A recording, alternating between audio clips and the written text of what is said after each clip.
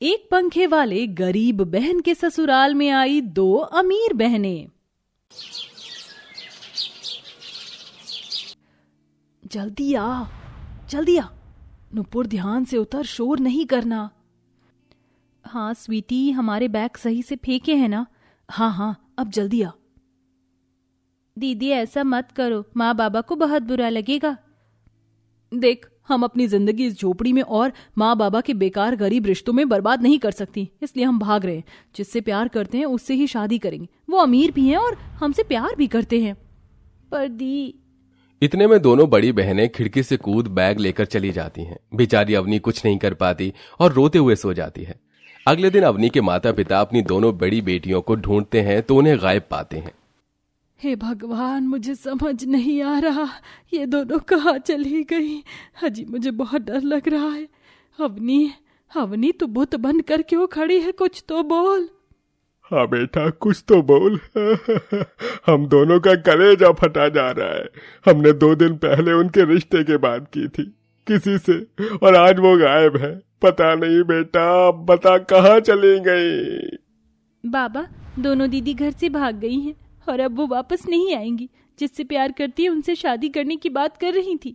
मैंने रात को उन्हें बहुत रोकने की कोशिश की, पर उन दोनों ने मेरी एक नहीं सुनी। क्या? ये बात सुनते ही सुंदरलाल बिस्तर पर गिर पड़ता है। बाबा आप ठीक तो हैं? आप दोनों प्लीज उन दोनों की टेंशन मत लीजिए। कैसे ना ले उन दोनों की टेंशन? उन दोनों की ऐसी हरकत के लिए तेरे पिताजी सबको क्या जवाब देंगे? तुझे पता है समाज में रहना कितना मुश्किल होता है। जिनकी लड़कियां भाग जाती हैं, अब आस पड़ोस के लोग कितनी थू थू करेंगे। तभी सामने वाली पड़ोसन चमेली उनकी बात सुन लेती है। हे भगवान, ये मैंने यहाँ पर आकर क्या सुन लिया? मैं तो अपने बेटे की शादी का कार्ड देने आई थी, पर पता चला आप दोनों की प्यारी बेटियां चिड़िया की तरह उड़ गईं। कोई बात नहीं, अपनी बेटी की शादी नहीं कर पाए तो क्या हुआ, मेरी बेटी की शादी में आना। और हाँ, तुम्हारी 2 बेटियां तो उड़ गई, अब कहीं तीसरी ना भाग जाए, उससे पहले अवनी की जरूर कर देना। बस कीजिए आंटी, आपको दिखाई नहीं दे रहा मेरे माँ बाबा की तबीयत कितनी खराब है? दीदी की टेंशन में किसी की तकलीफ कम नहीं कर सकते तो बढ़ाइए भी मत। लो सुंदरलाल भाई जी, आपकी 2 बेटी के उड़ते ही तीसरी की जुबान खुलने लग गई। अपनी बेटी शांत हो जाओ। और बहन जी, आपको बहुत मुबारकबाद आपकी बेटी की शादी के लिए। थोड़ी देर अकेला छोड़ दीजिए। चमेली वहां से खुश होकर चली जाती है। वहीं सरस्वती और सुंदरलाल अपनी दोनों बेटी के भागने की वजह से बहुत परेशान थे और चमेली की बात से वो जल्द से जल्द अपनी तीसरी बेटी की शादी करना चाहते थे। और इसीलिए 1 महीने के अंदर गरीब माँ बाप ज्यादा पैसे न होने के कारण किसी गरीब घर में ही पुष्कर नाम के लड़के से अवनी की शादी कर देते हैं, जहां वो गरीबी में अपने पति और उसके घर को संभाल रही थी। जी ये लीजिए, मैंने आज मिर्च मसाले के ही पराठे बना दिए। घर में कोई सब्जी नहीं थी और आटा भी ज्यादा नहीं था, तो आटे में ही नमक मिर्च लगाकर पराठा सा बना दिया। तुम चिंता मत करो अवनी, मैं ये भी खा लूंगा और रूखा सूखा दोगी वो भी खा लूंगा। आखिर मैं अकेला इंसान हूं, कैसे रहा हूं तुम समझ जाओ। शायद खाने पीने का कोई शौक ही नहीं था, पर अब तुम्हारे लिए ज्यादा कमाने की कोशिश करूंगा ताकि अच्छा खाऊं, पहनूं, ओढ़ूं। शादी को 3 महीने हो गए और कमबख्त नौकरी में अभी तक कोई बढ़ोतरी नहीं है, न ढंग के पैसे मिल रहे हैं। शादी करके तुम्हें ले आया और बिल्कुल खुश नहीं रख पा रहा हूं। तुम भी मेरी तरह भूखी सूखी रोटी खाती हो, कभी मिर्ची से तो कभी चटनी अचार से। अजी आप इतना क्यों सोच रहे हैं? जैसे आप सुखी हैं वैसे मैं भी सुखी हूँ। मैं कौन सा महलों की शहजादी हूँ, वहां भी मैं गरीबी में ही रह रही थी। ये सुन पुष्कर पत्नी को गले से लगा लेता है। अवनी जितनी गरीबी में अपने ससुराल में रह रही थी, उतने ही अमीर तरीके से उसकी दोनों बड़ी बहन अपने ससुराल में खुश रह रही थी। एक तरफ स्वीटी नौकरों से काम करवाती है और खुद बैठकर समोसे, जलेबी, रबड़ियां खाती है, तो वहीं दूसरी बहन नुपुर अपने पति के पैसे लेकर कभी महंगी गाड़ी में घूमती है तो कभी महंगी महंगी ब्रांडेड शॉपिंग करती है।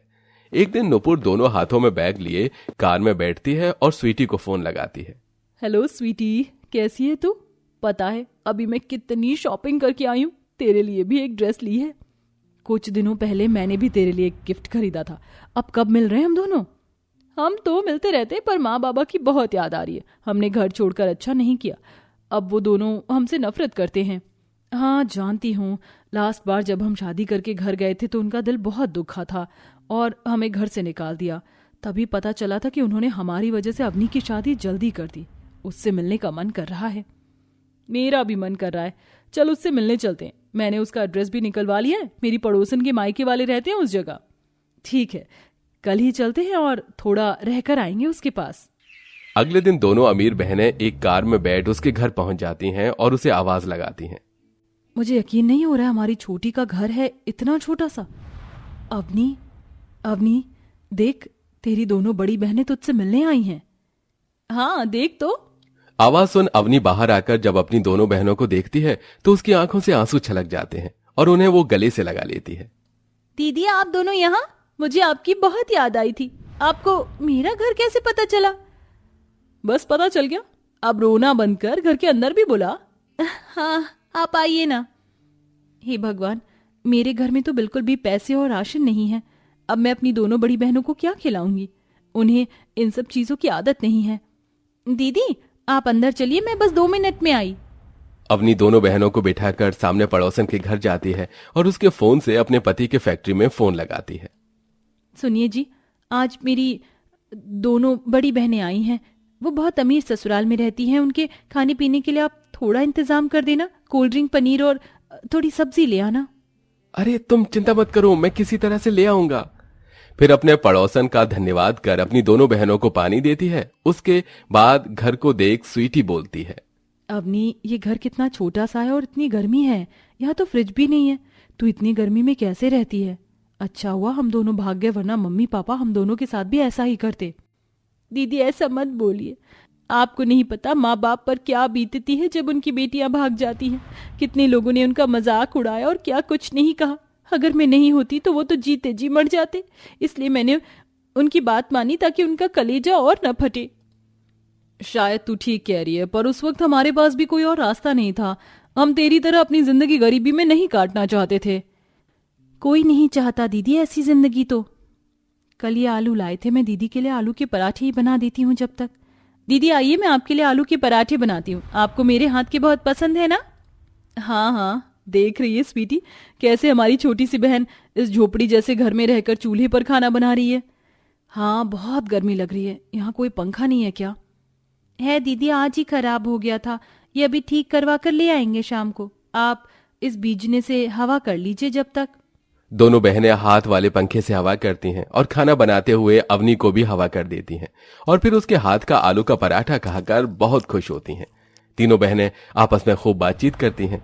शाम को पुष्कर आ जाता है। पुष्कर के पास एक ही टेबल फैन था जो कि काफी दिन से खराब था। उसे ठीक करवाकर वो उन दोनों बहन के सिराने रखता है, जिससे सारी हवा उन दोनों बहनों को लगती है और पति पत्नी पसीने में एक कोने में खा पी कर सो जाते हैं।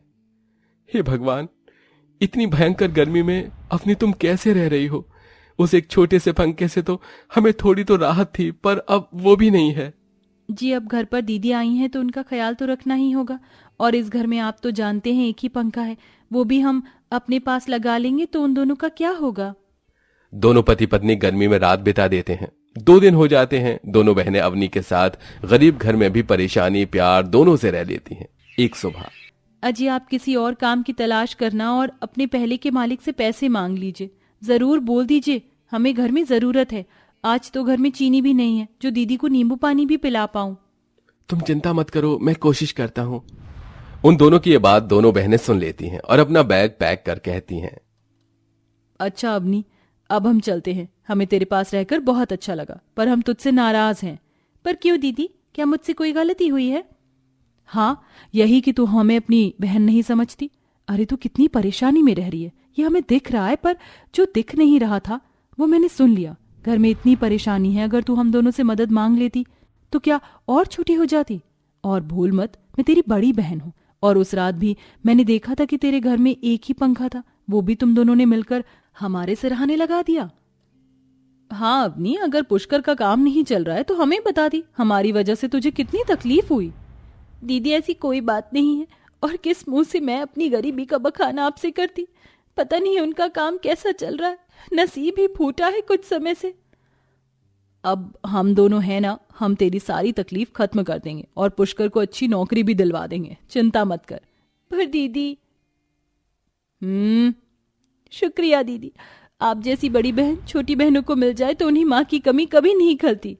बस बस अब रो मत, इस गर्मी में रहने की जरूरत नहीं है, तेरे लिए बढ़िया वाला कूलर लाएंगे अब हम।